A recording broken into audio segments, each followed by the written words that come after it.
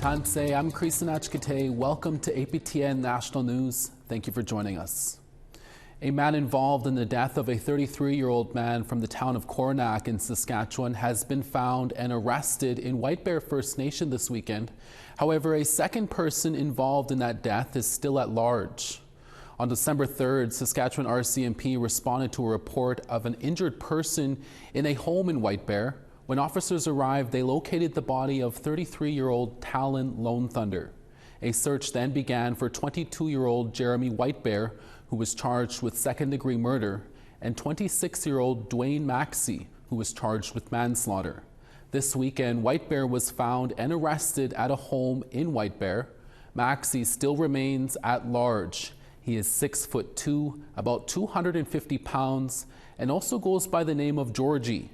RCMP say if you see Maxey, do not approach him and call RCMP or Crime Stoppers. White Bear will make his first court appearance in Estevan today. Both White Bear and Maxey are from White Bear First Nation, located about 215 kilometers southeast of Regina. This past weekend, Saskatchewan RCMP Major Crimes Unit investigated a homicide in the Onion Lake Cree Nation. RCMP are now asking for the public's help in solving the case. At about 6 a.m. on Friday, December 6th, Onion Lake RCMP responded to reports of gunshots. RCMP later learned a man with serious injuries was brought to the Onion Lake Medical Center. 37-year-old Jesse Heathen was pronounced dead by Emergency Medical Services. RCMP consider his death a homicide due to the circumstances. Anyone with information or who saw suspicious activity in Onion Lake Cree Nation is asked to contact RCMP or Crime Stoppers. Manitoba RCMP are asking the public's help to help solve a recent homicide in the St. Teresa Point First Nation. On Saturday, December 7th at around 7:40 a.m., Island Lake RCMP received a report of a suspicious death. A male was transported to the St. Teresa Point First Nation nursing station with life-threatening injuries.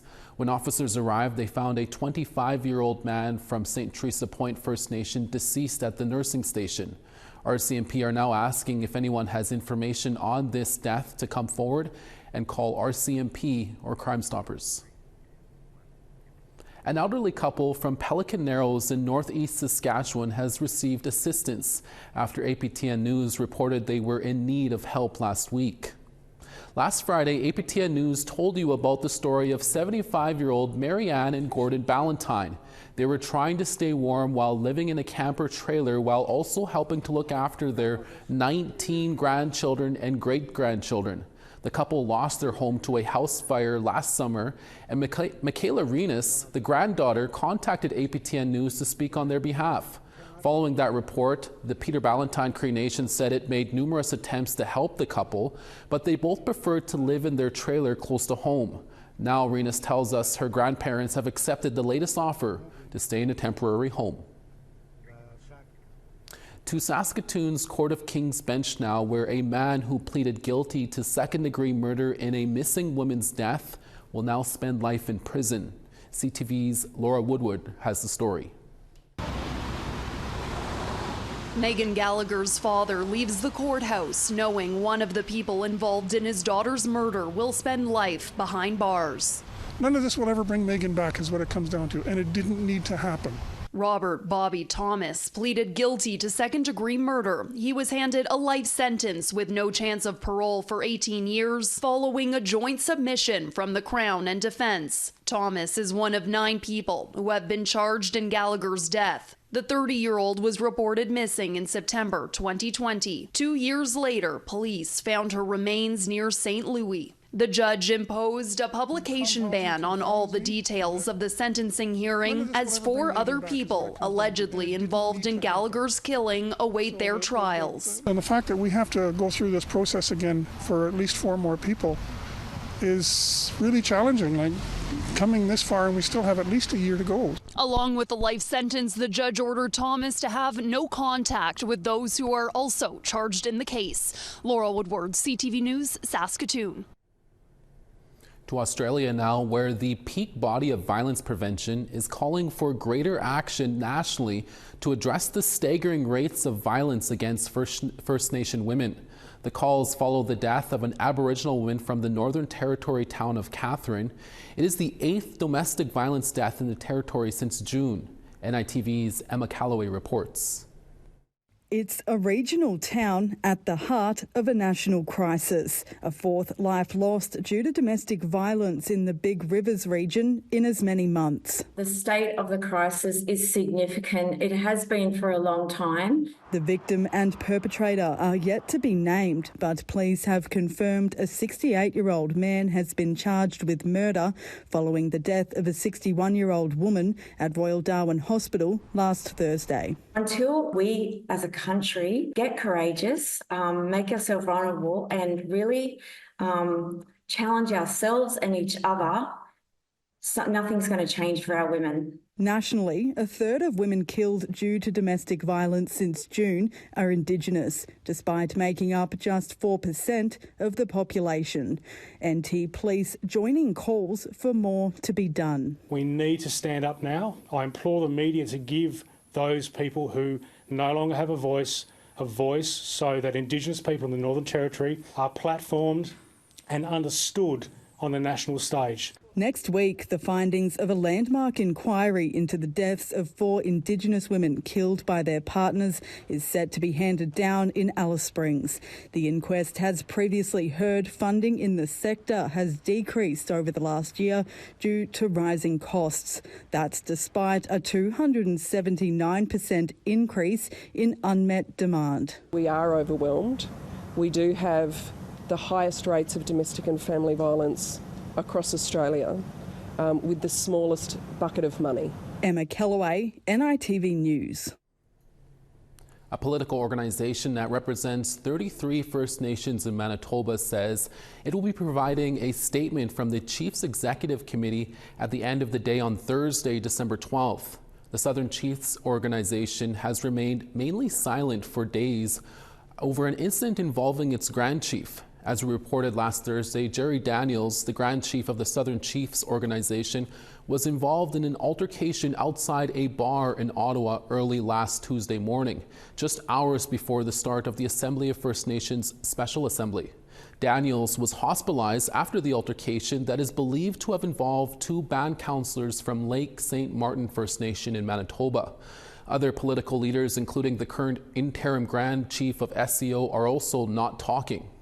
SCO sent an email to APTN over the weekend confirming Cornell McLean is the acting chief. The organization's website has been scrubbing pages that featured Daniels, including his bio page. McLean is now also listed as interim Grand Chief on the SCO website. McLean and the acting chief of Lake St. Martin were asked about the Ottawa incident at an unrelated press conference in Winnipeg last Friday. McLean would only say that he hoped more information would become available next Tuesday. Reporters were then asked to stop asking questions about the incident involving Daniels. Have a listen. Do you have any update on the health of Jerry Daniels and how long you expect to be the interim chief for SCO? No comment. This is not about Jerry Daniels here. I'd just like to make a comment to those that are asking questions. Can you just please keep them to the George Principle funding issue that we're having? Any other discussions for any other issues? This is not the appropriate time, please. Thank you. We're always looking for your feedback or story ideas. Here's how you can continue the conversation. If you have a story you want to share, send us an email to news@aptn.ca. To read and watch our stories, go to aptnnews.ca. You can also find us online on your favorite social media sites, including TikTok, YouTube, LinkedIn, and X. Follow APTN News to join the conversation and see our latest stories. For thousands of years, Indigenous history has been passed down by oral history. Now, Indigenous youth are sharing some of those stories in a unique way in Saskatchewan. That story when we come back.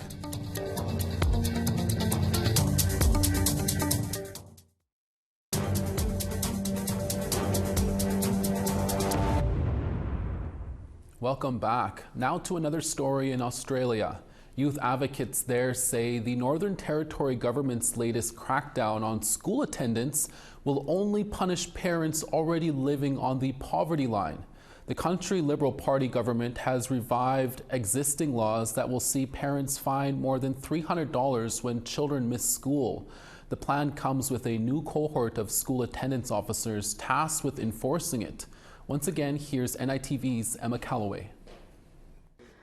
Auntie Serena Dalton has spent years working to support young people in need. We run programs here. We do social and emotional wellbeing, cultural activities and employment programs. Getting kids to school has been a top priority, but she says kids here need more than mainstream schools can offer.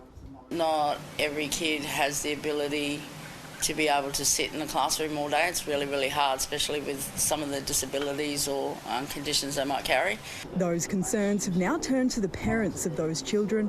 Last week, the NT government announced a crackdown on school attendance. People need to remember that not sending your children to school is against the law. Existing laws will be reinforced, with parents of kids who miss school set to be fined up to $370.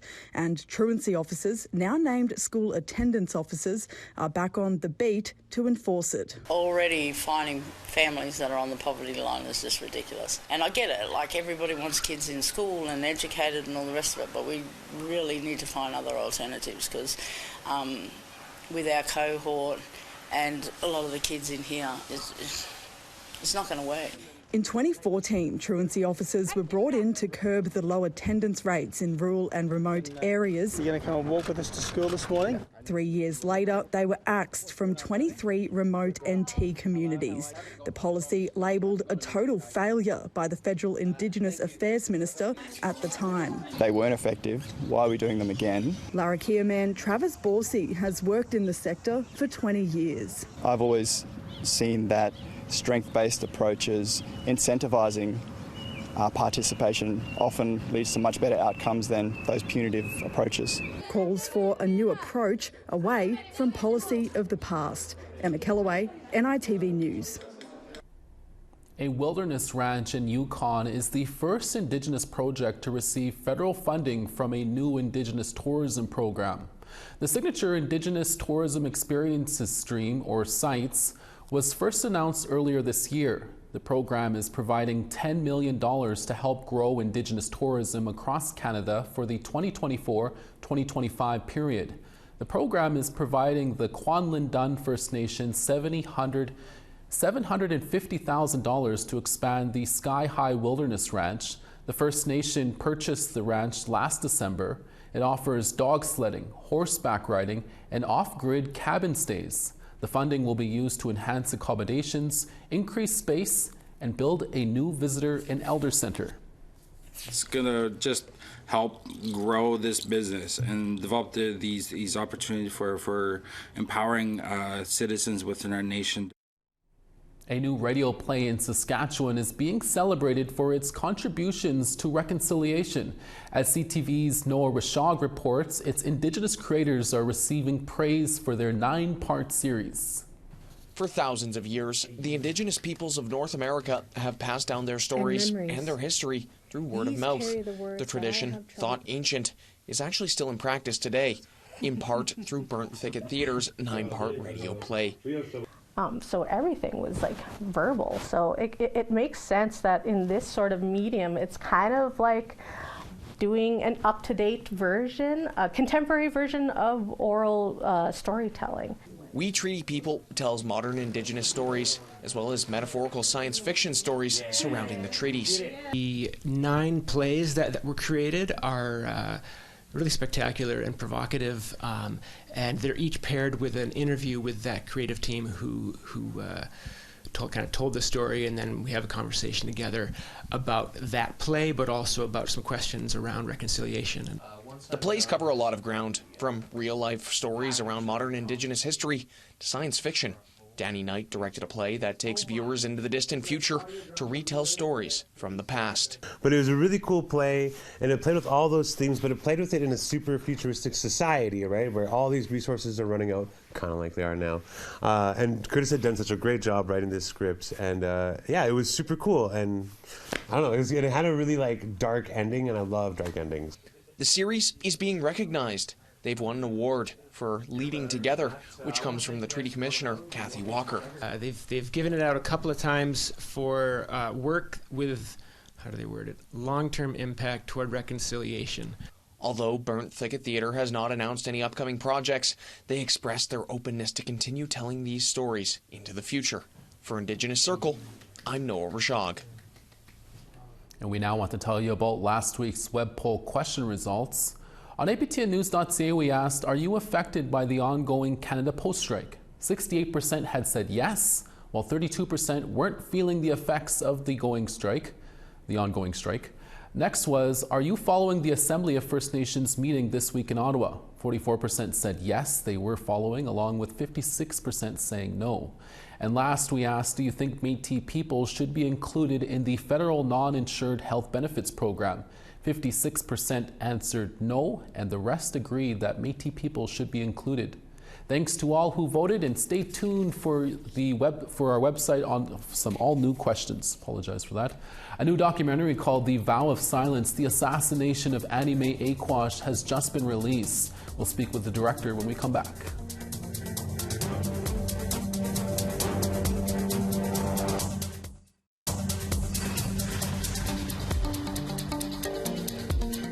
Starting on the east, St. John's 4, Charlottetown -3. Cartwright -6, the Grand River -15. Seguede -8, Quebec City -8. Peterborough -3, Toronto 0. -8 in Sudbury, Sioux Lookout -11. -16 in Norway House, Thompson -17. -11 in Gimli, Princess Harbour -15. Saskatoon -7, North Battleford -7 as well. -12 in Stony Rapids, Meadow Lake -8. -22 in Fort Chipewyan, High Level -15. 2 in Red Deer, Calgary 1.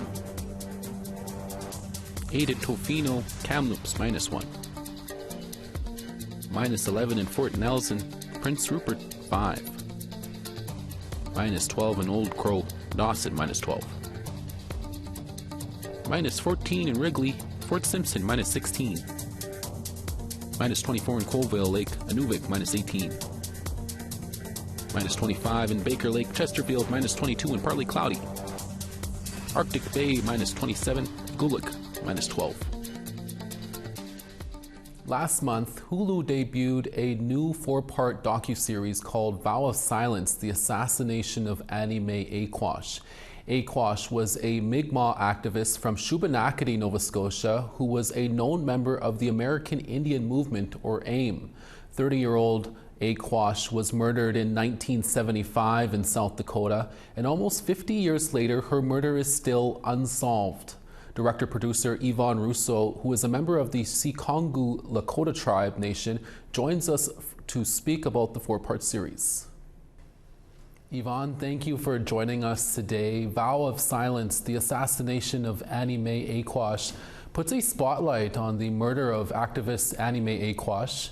Can you tell us why it is important to continue to tell her story? Well, Annie Mae's Mi'kmaq from Nova Scotia, Canada. She fought for Indigenous rights in the 1970s. Her legacy is a powerful reminder for us because the past is still present in Indian country. You know, there's so many injustices that she faced during that time as an activist and American Indian movement leader. And a lot of those injustices that she faced are what our communities are also continuing to face today. But it's also her legacy that we want to remember, that she stood for resilience, and she was a strong woman who really believed in for our people to fight for self-determination and to stay strong and resilient. Yvonne, can you explain how long you have been working on this documentary and the type of work you did and how it feels to finally be at this point? Oh my goodness. So the project started in 2018. I've been working on this for 6 years with my producing partner, Amy Kaufman and Caroline Waterlow. And it's been an incredible journey. It's creating docuseries is not an easy task. by no means, and there's not one way to do it. You know, it's a process of evolution of story, but the most important thing is being present for all of the moments in the unraveling of the story. And I will say, in 2018, when I first really met Denise Pictou Maloney, Annie Mae's daughter, it was a profound moment for me, because she has been fighting for justice and seeking answers to her mother's murder for 30 years. 30 years and not receiving any answers, just tidbits here and there. And when I had a moment to sit with her and be with her family and meet everybody and really learn about her journey as someone seeking answers, I knew that this was a story that I wanted to be a part of, but also really open it to the community, so that way our community were the ones that were speaking to it. I didn't want this to be a third-person account of somebody who studied our history or may have known, about what happened, but it had to come from within. So all of our voices had to be told from within, the movement, Annie Mae's friends, family, and so. So it took a long time, it took a long time. And you also have to obtain trust within the community. Yvonne, what do you hope this audience will take away from this 4-part series? That I hope that the audiences take away, they understand Annie Mae's legacy. Not to just remember her as somebody who was murdered, but to understand what she stood for, that she stood for resilience, and she was a powerful movement member, but a reminder for all of us to stand united and strong as we continue to face injustices that happen to our community, but know that we're united, and that also that the story brings a healing to the families and to communities who had witnessed some of what has happened to Annie Mae. We have about a minute left. Finally, Yvonne, can you tell us when will this be available for audiences in Canada? Yes, it's so exciting. We will be Vow of Silence, The Assassination of Annie Mae, will premiere on December 11th on Disney Plus in Canada. Right on. That's director and producer Yvonne Rousseau talking about her new documentary, Vow of Silence, The Assassination of Annie Mae Aquash. Yvonne, thank you for speaking with us today. Thank you. And that's your daytime newscast for this Monday, December 9th. We're back again with your evening newscast in a few hours. Make sure to join us then. From everyone at APTN National News, hi miigwech, masicho. Thank you for watching, and we'll see you again.